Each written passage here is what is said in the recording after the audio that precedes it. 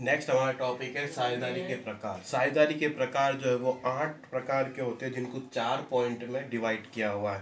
पहला है दायित्व के आधार पे, दूसरा उद्देश्य के आधार पे, तीसरा समय के आधार पे और चौथा वैधता के आधार पे। इन सब में दो दो पॉइंट है, तो आपके 4 दूनी 8 पॉइंट हो गए। तो पहले बात करते हैं दायित्व के आधार पे। दो भाग है, पहला है सीमित साझेदारी और दूसरा है असीमित साझेदारी।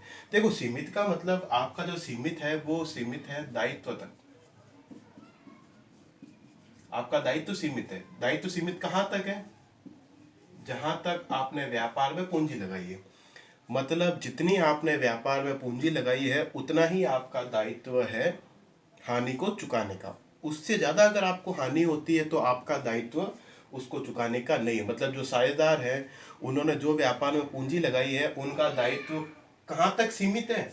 उनके द्वारा लगाई गई पूंजी तक। अगर उसकी पूंजी से ज्यादा अगर उनको हानि होती है तो उनको चुकाने का उनका दायित्व उत्पन्न नहीं होता। मतलब जितनी पूंजी है उतना ही आपका दायित्व बनता है, उससे ज्यादा आपको दायित्व चुकाने की जरूरत नहीं है। अब आते हैं दूसरा पॉइंट, असीमित साझेदारी। असीमित में इसका उल्टा होता है कि भाई जितने ही आपको व्यापार में जितनी हानि हुई है वो हानि आपको पूरी की पूरी चुकानी पड़ेगी, चाहे आप वो हानि आपके द्वारा लगाई गई पूंजी से ज्यादा ही क्यों नहीं हो। तो इसको चुकाने के दो तरीके होते हैं जो आपने 11th में ही पढ़े होंगे। बात करते हैं पहला, अगर आपको हानि हुई तो पहले आप हानि की पूर्ति कहां से करोगे? व्यापार की संपत्तियों से।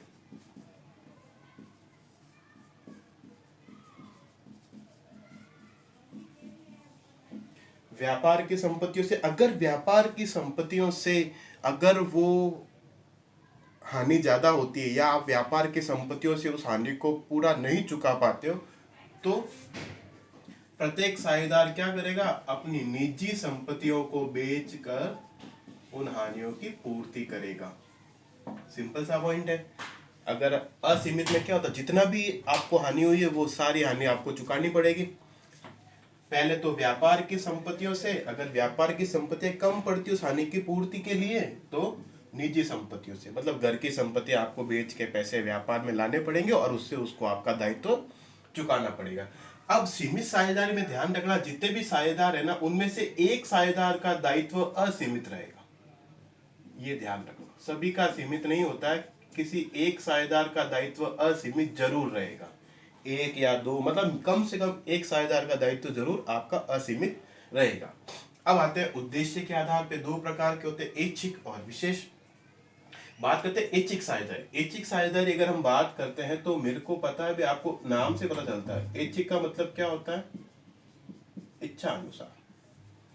इसमें क्या होता है कि साझेदारी दो व्यक्ति मिलकर जब साझेदारी व्यापार करते हैं तो उनका कोई टाइम फिक्स नहीं होता है वो कितने टाइम के लिए करेंगे, 2 साल, 3 साल, 5 साल, ये साझेदारी चलती रहती है। कब तक? जब तक किसी साझेदार द्वारा इस साझेदारी को समापन करने की घोषणा नहीं की जाती है। जैसे मान लो ए और बी दो साझेदार है, काफी टाइम से ये साझेदारी व्यापार कर रहे हैं। अब ए को लग रहा है यार ये व्यापार सही नहीं है या हमारे लिए अच्छा नहीं है, ये तो ए क्या कर सकता है? बी को नोटिस देकर, सूचना देकर इस व्यापार को तोड़ सकता है या साझेदारी व्यापार को समाप्त कर सकता है। तो इच्छा अनुसार कोई भी साझेदार इस साझेदारी का समापन कर सकता है। दूसरा पॉइंट है विशेष साझेदारी। विशेष साझेदारी जो है वो या तो किसी विशेष उद्देश्य के कारण चालू होगी या किसी विशेष कार्य के कारण। या तो उस साझेदारी का कुछ विशेष उद्देश्य होगा या विशेष कार्य होगा। जैसे ही वो उद्देश्य या कार्य समाप्त हुआ तो आपकी साझेदारी, विशेष साझेदारी व्यापार जो है वो समाप्त हो जाएगा। बस इसमें ये ध्यान रखना, जिस उद्देश्य के लिए आपने व्यापार प्रारंभ किया वो उद्देश्य समाप्त हो गया तो साझेदारी समाप्त, या वो विशेष कार्य जो जिसके लिए आपने साझेदारी व्यापार प्रारंभ किया वो कार्य समाप्त हो गया तो आपकी साझेदारी व्यापार भी समाप्त हो जाएगा। नेक्स्ट है समय के आधार पर। समय के आधार पर क्या होता है? निश्चित कालीन और अनिश्चित कालीन। देखो, निश्चित कालीन का मतलब होता है कि इसमें आपका जो समय है वो क्या है? एक निश्चित है, फिक्स है। जैसे 5 साल, 7 साल, 8 साल, जो भी आप मानते हो कि भाई 5 साल व्यापार करोगे आपने। जैसे आपने व्यापार प्रारंभ किया तो मैंने आपको साझेदारी सल्लेख के बारे में बताया था, उसमें आपने बोल दिया भाई साझेदारी सल्लेख के आधार पे हमारा व्यापार जो 5 साल चलेगा। तो जैसे 5 साल आपके व्यापार के समाप्त हुए तो आपका साझेदारी व्यापार अपने आप ही समाप्त हो जाएगा। ठीक है, जो भी आपका टाइम पीरियड है।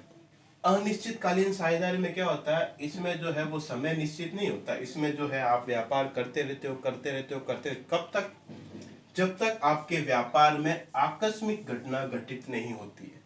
आकस्मिक घटना का मतलब ऐसी घटना जिसके घटने के पश्चात आप व्यापार को आगे निरंतर प्रारंभ नहीं रख पाते हो, आपको व्यापार बंद करना ही पड़ता है। ये होती है आपकी आकस्मिक घटना, इसको बोलते हैं आपकी आकस्मिक घटना।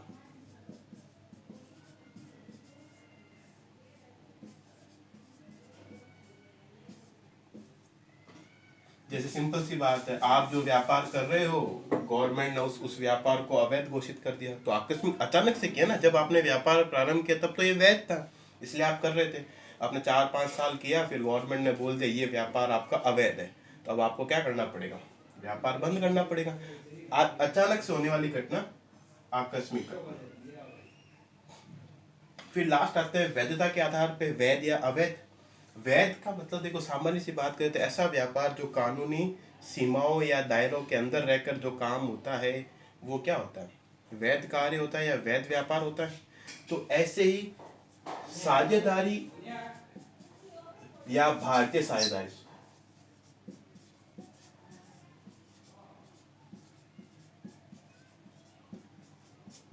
भारतीय साझेदारी जो अधिनियम है, जो हमने पहले वीडियो में पढ़ा था, अधिनियम आपका 1932, वो उसने क्या कर रखा है कि भाई साझेदारी व्यापार आपको कैसे चलाना, उसके बारे में नियम वगैरह दे रखे हैं।